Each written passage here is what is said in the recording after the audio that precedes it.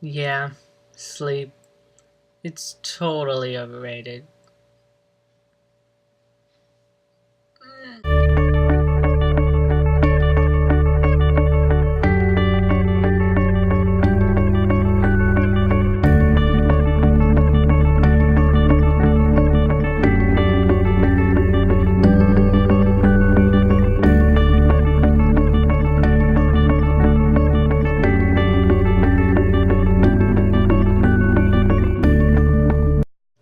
In Sinister, Ethan Hawke is this crime writer. He writes novels about true crimes and he's trying to relive his 15 minutes of fame.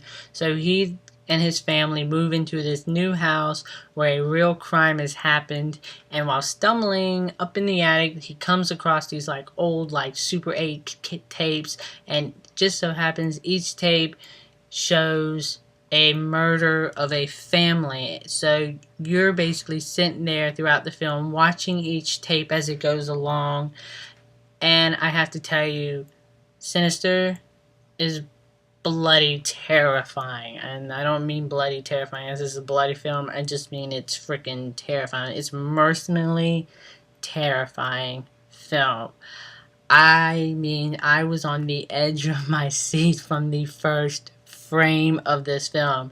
From the very first frame of this film, you guys, I knew exactly that this was not going to be a very settling film. And from that moment, I sat there and was freaking out the whole way through. It was just, it's one of those movies where it's, you know, that tingling sensation you get on the back of your neck and the chills. That is what this film is. This film literally took me to a level of frightening that I haven't been to in a long time. And honestly, I think that has to do with the director. It's directed by the guy, and I cannot think of his name off the top of my head. That's what happens when you just start recording. It's directed by the guy who gave us The Exorcism of Emily Rose, a film that I absolutely loved.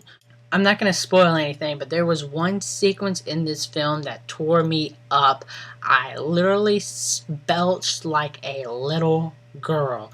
I mean, I already got the pitched voice and everything going on, so you can imagine me scared, screaming like a girl. Oh my god, you know, I had to be terrified. Scared the crap out of me. And let me tell you, I would, if I had to describe this film, I would describe it as like a hybrid between like, it's like got like the story arc of like Insidious and but like the visuals and scares of like Paranormal Activity. So it's like Paranormal Activity meets Insidious, and that should come as no surprise, since while it's directed by The Exorcism of Emily Rose, it's also produced by Paranormal Activity and Insidious. Now, while I don't like this film more than those films, I definitely I loved Insidious, and I will admit, Insidious scared me more than Sinister. I can sit here and tell you about how scared I was through this film, but Insidious was way more frightening. Okay, I gotta give a score for this thing. I love this film so much, and I mean, it kept me up all night. It was one of those films that I was still processing and still shaking from when I got home, and it resonated with me. It was very beautiful to watch. It was just absolutely terrifying, and I highly recommend you go see it. Let me know if it scared you as much as it did me, but it took me to a level of terror that only maybe a few films do. So yeah, I'm gonna give this film, I kid you not, a 4.5 out of 5, you guys. 4.5 out of 5. Seriously, it got to me.